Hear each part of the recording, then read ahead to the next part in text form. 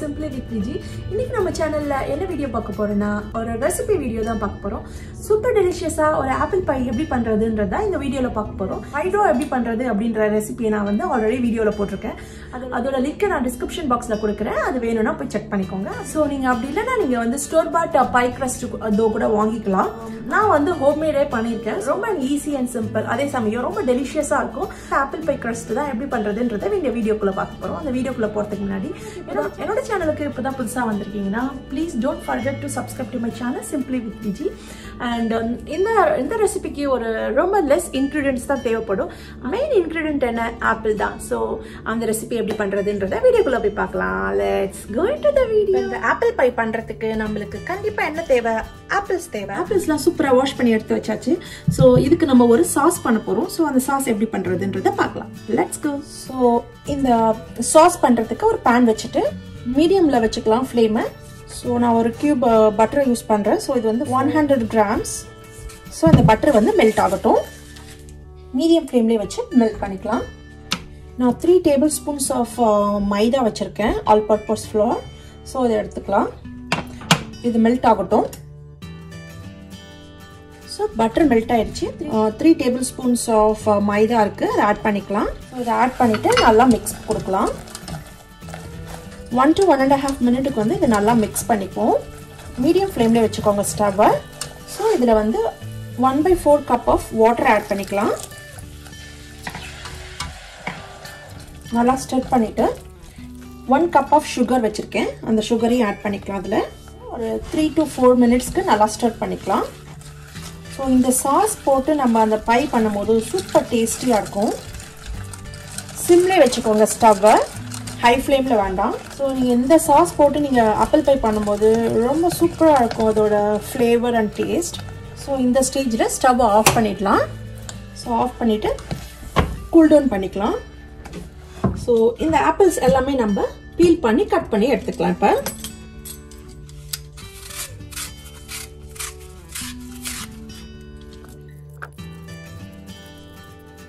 So இது எல்லாமே feel பண்ணியாச்சு. ஸோ நம்ம இதை வந்து கட் பண்ணி ஸ்லைசஸாக எடுத்துக்கலாம். தின் ஸ்லைசஸாக கட் பண்ணி எடுத்துக்கலாம். ஸோ ஒரு மிக்சிங் பவுலில் ட்ரான்ஸ்ஃபர் பண்ணிவிட்டு 1.5 teaspoons of cinnamon powder add பண்ணிக்கலாம். So cinnamon powder. ஸோ இது எல்லாத்தையும் நம்ம நல்லா மிக்ஸ் பண்ணிக்கலாம். சின்னமன் போட்ட உடனே ஃப்ளேவர் சூப்பராக வருது. ஸோ நம்ம ஒரு சாஸ் மேக் பண்ணி வச்சிருக்கோம்ல, அந்த சாஸையும் இதில் ஆட் பண்ணிக்கலாம். பண்ணி வச்ச சாஸையும் இதில் ஆட் பண்ணிவிட்டு நல்லா மிக்ஸ் கொடுத்துக்கலாம். நல்லா மிக்ஸ் பண்ணியாச்சு. தனியாக எடுத்து வச்சுக்கலாம். இந்த பை டோ இருக்குது. ஸோ அந்த டோவை ஓப்பன் பண்ணி எடுத்துக்கலாம். கொஞ்சமாக ட்ரை ஃப்ளவர் போட்டுக்கலாம். போட்டுட்டு நம்ம தின்னாக வந்து ரோல் பண்ணிக்கலாம்.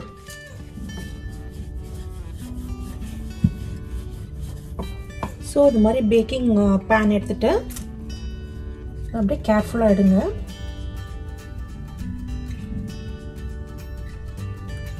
ஸோ இந்த மாதிரி எடுத்துட்டு இது மேலே இப்படி ப்ளேஸ் பண்ணிக்கலாம். ஸோ இந்த மாதிரி மேலே எக்ஸ்ட்ரா இருக்கிறதெல்லாம் கட் பண்ணி எடுத்துக்கலாம்.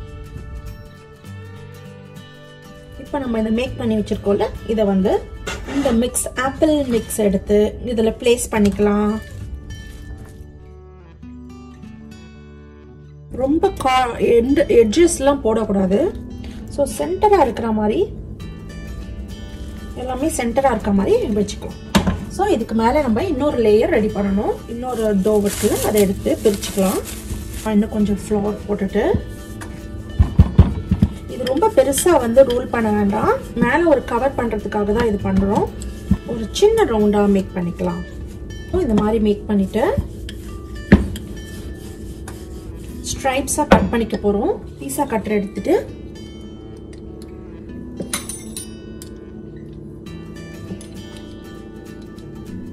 இந்த மாதிரி ஸ்ட்ரைப்ஸாக கட் பண்ணி எடுத்துக்கலாம். ஸோ இப்போ இதுக்கு மேலே இந்த மாதிரி வச்சுக்க போகிறோம்.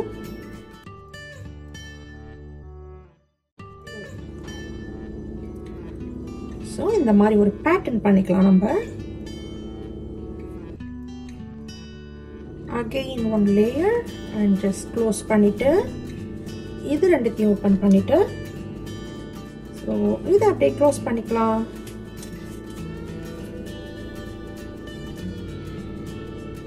so நம்ம என்ன பண்ண போறோம்னா இந்த எட்ஜஸ்லாம் அப்படியே ஒரு கவர் பண்ணிக்க போறோம் so that அது பேக் ஆகி வரும்போது சூப்பரா இருக்கும் பார்க்கிறதுக்கு.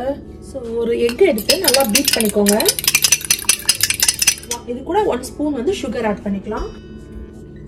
இது எல்லாத்தையும் நல்லா மிக்ஸ் பண்ணிட்டு இதுக்கு மேல ஒரு கோட்டிங் கொடுக்க போறோம், பிரஷ் பண்ண போறோம். அது எதுக்குன்னா நல்லா வந்து கிறிஸ்பா அண்ட் கலர்ஃபுல்லா வரதுக்காக பை.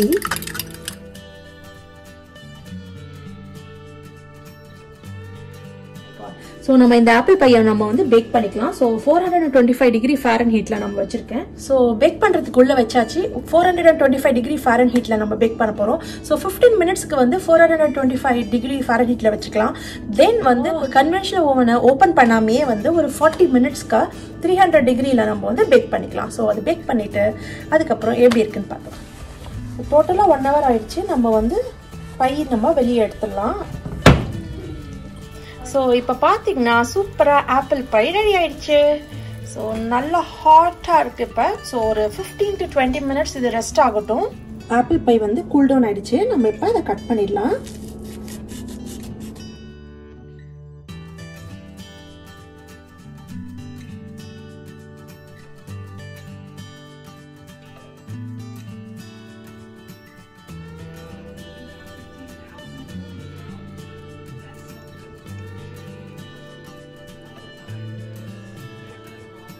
ஸோ எப்படி இருக்குன்னு டேஸ்ட் பண்ணி பார்க்கலாம்.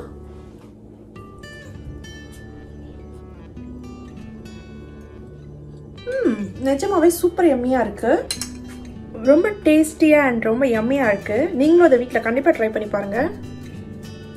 ஐ ஹோப் உங்களுக்கு இந்த ஆப்பிள் பை ரெசிபி பிடிச்சிருக்கும்னு நினைக்கிறேன். ஸோ சூப்பர் எம்மியா ரொம்ப சிம்பிள் அண்ட் ஈஸியாக இந்த ஆப்பிள் பை பண்ணிடலாம். ஸோ இது பிரேக்ஃபாஸ்ட்டுக்கு அண்ட் டெசர்ட்டாகவும் சாப்பிட்லாம்.